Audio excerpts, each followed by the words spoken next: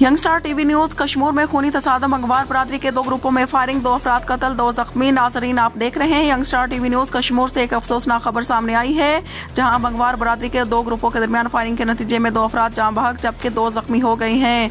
मजीद तफसीलात के लिए चलते हैं अपने नुमाइंदे की रिपोर्ट की जानिब। रिपोर्ट शेर मोहम्मद शेख कश्मीर के इलाके गबलू थाने की हदूद में आज सुबह बंगवार बरादरी के 2 ग्रुपों के दरमियान पुराने जमीनी तनाजे पर शदीद फायरिंग का तबादला हुआ। जराये के मुताबिक दोनों ग्रुपों ने एक दूसरे पर जदीद असले से फायरिंग की। फायरिंग के नतीजे में नड्डू बंगवार और बदर 3 बंगवार मौका पर ही जान बहक हो गए जबकि 2 अफराद शदीद जख्मी हो गए।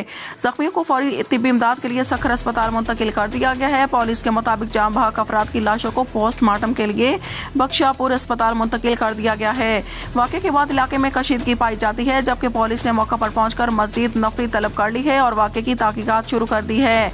पुलिस का कहना है कि मुलजिमान की गिरफ्तारी के लिए कार्रवाइयां जारी हैं। मजीद अपडेट्स के लिए देखते रहिए यंग स्टार टीवी न्यूज।